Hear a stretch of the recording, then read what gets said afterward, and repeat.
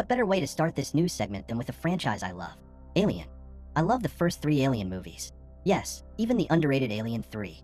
I also enjoy watching Resurrection, even though it has a horrible plot and generic ensemble cast. Prometheus and Covenant are a different story.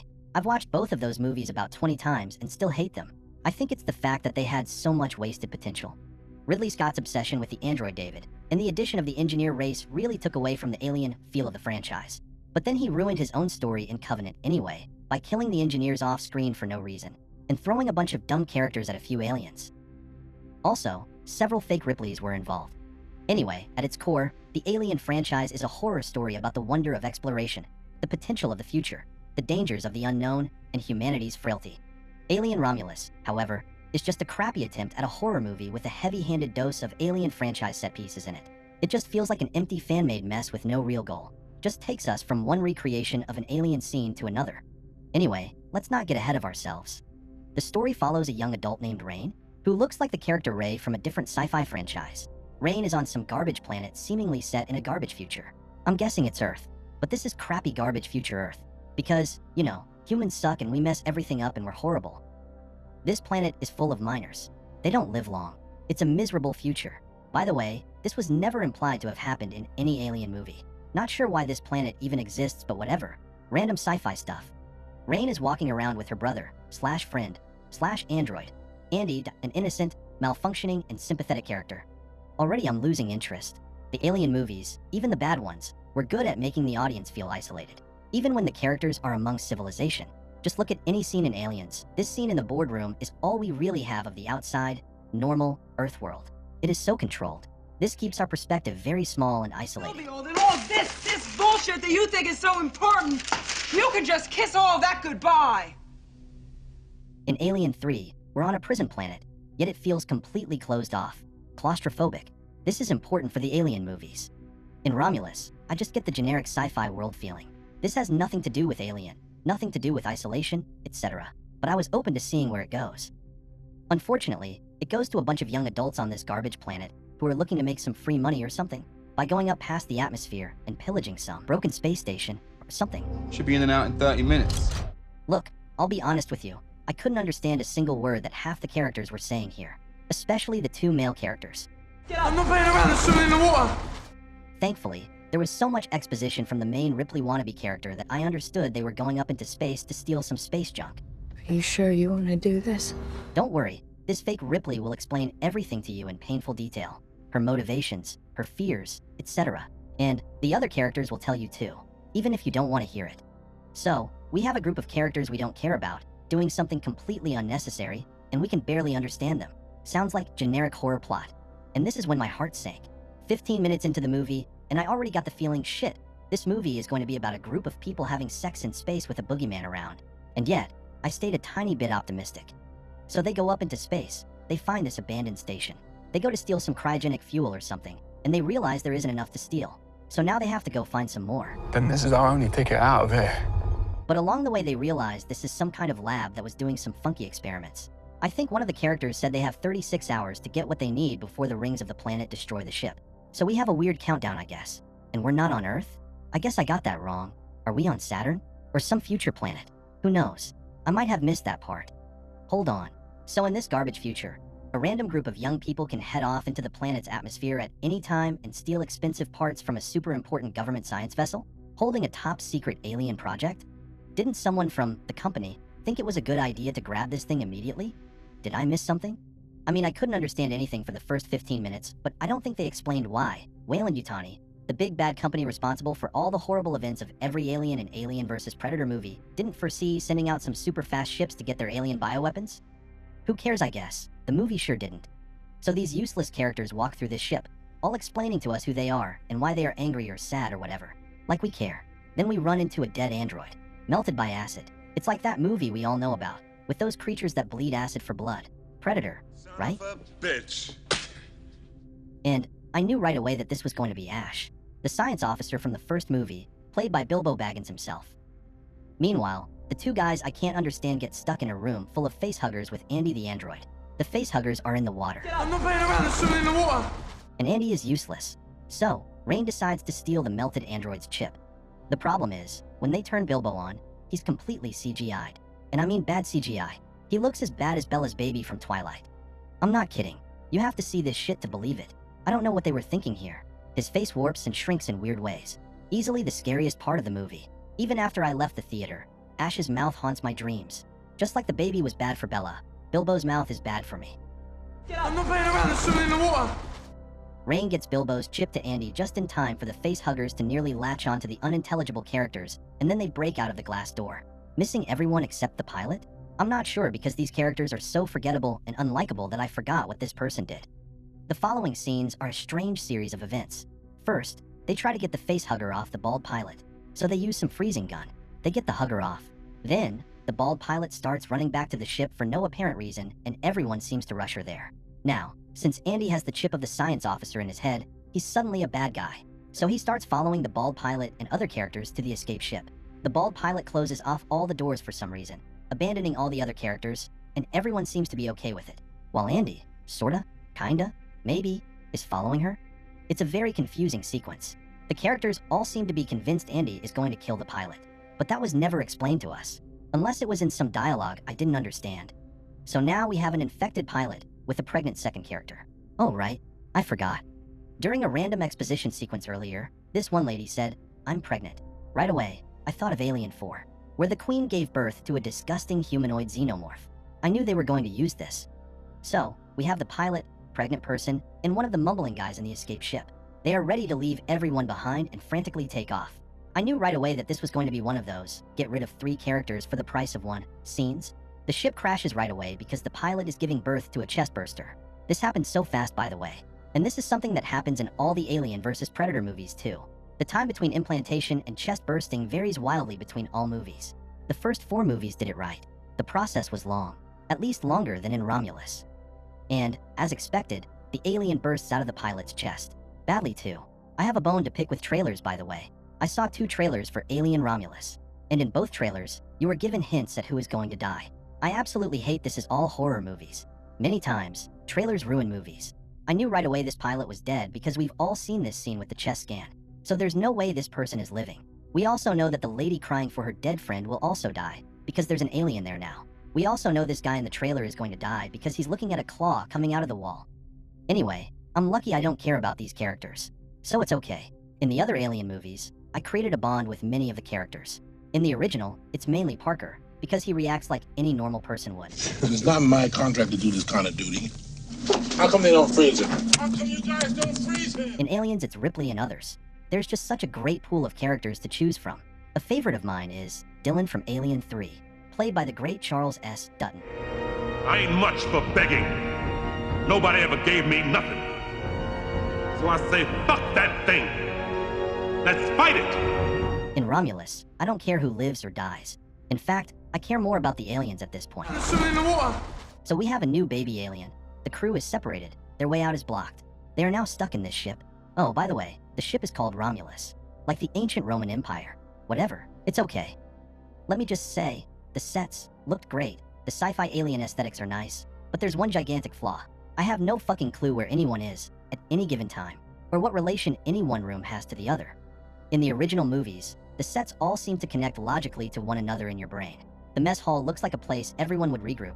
The infirmary is the infirmary. The hallways look like they would all connect properly, you name it. I don't ever feel lost or confused in any of the original Alien movies. It's kind of like the sets in Star Trek. Whether it was on the Enterprise or Deep Space Nine, you knew exactly what it all looked like in your mind. It made sense. Here, they may as well be on different movie sets, because that's what it feels like. Nothing is familiar. Nothing feels connected. Like, where is the lab in relation to the place they walked into? How far does the big hallway go? Where is their escape ship? How far out in space are they? Who knows? Who cares?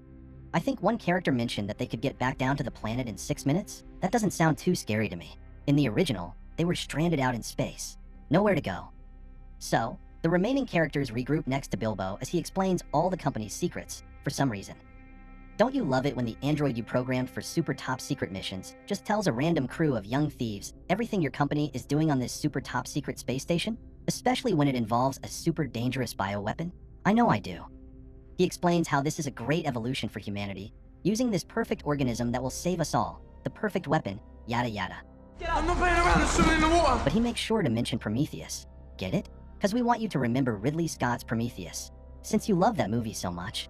Bilbo was making some kind of super serum that brings animals back to life. I guess the only successful thing the movie has done so far is make you wonder about Andy the android's intentions. We are unsure if he's good or bad yet. Also, Andy is by far the best character in the movie. Wait, no. He's the only character in the movie. The rest are just empty shells. Placeholders for characters. Not actual characters, but a Hollywood simulation.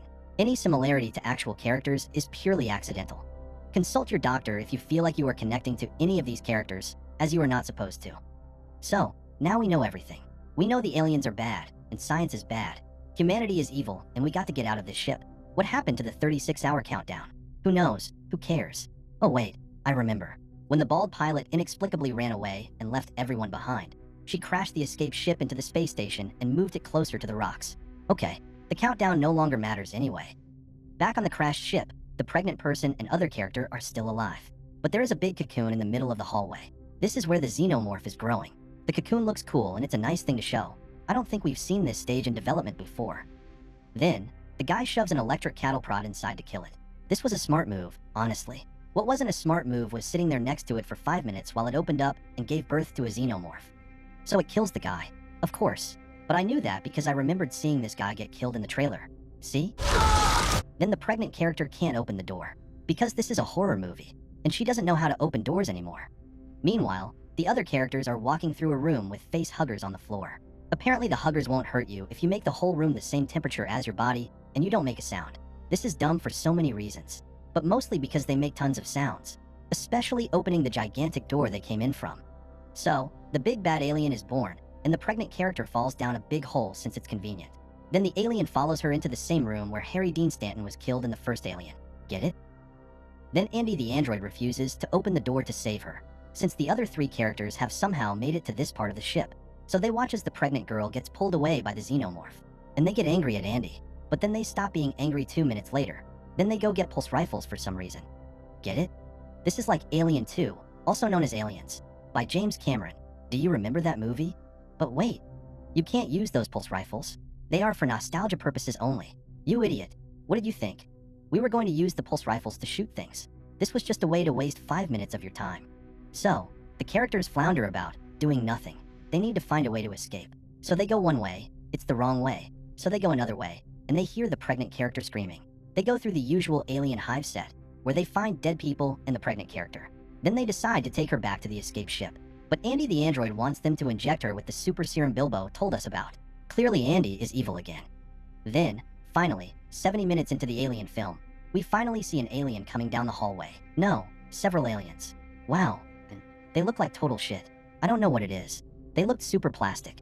The faraway shots were CGI, but the close-ups were plastic, transparent-looking aliens. Somehow they managed to look worse than anything we've seen before. So the guy who is still around finally gets killed. Just like Parker from the first movie. You know, the first movie, directed by Ridley Scott.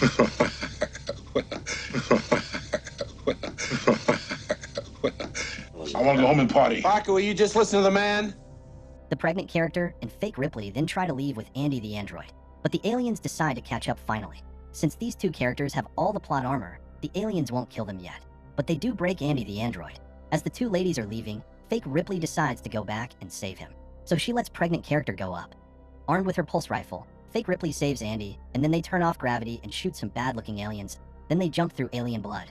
Because there's no gravity, they can shoot the aliens without worrying about the blood melting through the hull. But it's going to happen anyway, so who cares? This was clearly the most expensive shot of the movie, jumping through the blood acid. Then Andy and fake Ripley run some more. Twists and turns, boring and generic. Then fake Ripley falls down the elevator shaft when gravity comes back, and something strange happens. An alien grabs her with its tail. It doesn't impale her or kill her in any way. It just gently grabs and saves her from falling, just to look at her for about 2 minutes for no reason. I was thinking, is this some kind of special alien? Does it recognize the girl? Is this something new? Nope, we are never told why. The alien just holds her there, long enough for Andy to come down and save her. Then he shoots the alien in the head and says the classic, Get away from her, you bitch. "Wow, bravo, you really nailed it." See, that was a famous line from the movie Aliens, directed by James Cameron, starring Sigourney Weaver, now available on Blu-ray and digital download. At this point, I'm thinking to myself, man, when is pregnant character going to give birth to evil space baby? since I could see it coming a mile away. As expected, pregnant character injects herself with super serum. Andy and fake Ripley get back just in time to take off with the ship, and all 3 characters are saved. There's also a subplot about Bilbo telling them to go somewhere because he's evil, but they tell him no and destroy the Romulus. As they are flying away, pregnant character starts to give birth to super new alien baby, just like the super new alien baby in Alien 4. Look beautiful, beautiful. By the way, up to this point, the movie had no good deaths or gore. It was totally cutaway bad movie gore and generic deaths, so it was a bit surprising to now have a grotesque alien birthing scene. This egg comes out of the pregnant person, who is somehow still alive after all this. Fake Ripley instantly wants to get rid of it, so she carries it out and it melts into the cargo bay. There it hatches and grows immediately. Then we have the big reveal of this new terrifying monster, and it looks fucking horrible. In fact, it looks laughably bad. It has long, slender limbs, a xenomorph tail, and an ugly engineer face. I was waiting to see how this movie would remind us of Prometheus and Covenant. See, this director delivered. He wanted to make sure that we were reminded of every alien movie by giving us specific horrible events that would exactly rip off from the old movies. So, fake Ripley runs away from the weird engineer alien thing. Then she gets into a spacesuit just like real Ripley in Alien 1. Very convenient placement for this suit. I mean, come on, we have to do the final fight scene. At this point I was thinking to myself, hey, self, they haven't really fully ripped off of Alien 4 yet. You know, when that disgusting baby is born in Alien 4, they killed it by squeezing it through a hole in the hull. That was always gruesome and bit disturbing. So, the director heard me, and he made a convenient hole in the hull right before the engineer alien is about to kill fake Ripley. And there you have it. They both get sucked out of the hole. Fake Ripley holds onto something though and survives. And she says, "Die motherfucker," for some reason, as the alien falls into space, hitting the rocks of the planetary ring. But I guess it means that she's a badass now. You know, like the real Ripley. Cause we all remember that classic scene in Alien when Ripley puts on the spacesuit, runs out with the harpoon gun and screams, "Die motherfucker," as she shoots the alien out the ship and into the engine. Classic. Now the alien is dead. Andy the android and fake Ripley sail off into the sunset. Turns out that all these experiments and everything Bilbo was doing on the space station was thanks to the original alien they found floating through space. At least that's what I think they were implying. So, all of this is Ripley's fault. Way to shit on your main hero. Shut up! How insulting. Anyway, that was the great new movie Alien Romulus. Wow, what a wild and stupid ride. An insult to the Alien franchise, really. It goes from one member Barry to another. Nothing but bad fan service. The character of Rain or fake Ripley is completely unrelatable and gets lost in the crowd of bad characters. I don't get what they were trying to achieve with this movie. Every time it built up some decent tension, Bilbo would defuse it by giving the plot away. At one point, there was an interesting plot to be had with Andy the android. Is he our friend? Is he not? They could have turned that into a surprise. But they didn't. He just became bad. Also, why are we focusing on the androids so much? The xenomorphs were barely in the movie. I feel like we barely saw them. And they played no purpose in this movie. It feels like they spent all their money on the sets and actors. The aliens are cheap, useless creatures, and play no big role in this movie. We now have an android and a fake Ripley riding through space. What consequence will this have on the bigger alien universe? Who knows? Probably nothing. But wait, there's another fake Ripley traveling through space too. Yeah, remember that fake Ripley from Alien Covenant? Fake Covenant Ripley is flying through space with David the android and a few thousand other people.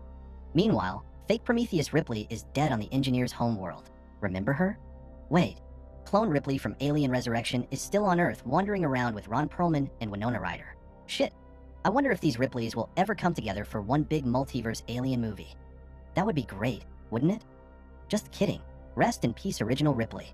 You died in the fiery furnace with Rock on the prison planet. We're so sorry that we have shat on your memory all these years. Please forgive us. Anyway, I'm going to go release some robo-feces now. This movie gave me instant diarrhea. Maybe it was because of the giant alien head full of popcorn I got at the theater. This movie is kinda like going through a haunted house with an alien theme. You walk from the Alien 3 room into the Aliens room and then the Alien 4 room. The story had no cohesion. Nothing felt attached to anything else. The actors aren't bad. The setting wasn't the problem either. It was just a lack of a compelling story. By the way, all the footage I used was from the 3 trailers. So all the spoilers, all the alien reveals, they were basically ruined by the trailers. But man, this movie is complete fecal matter. Watch anything else. Until next time, DRB2 signing off.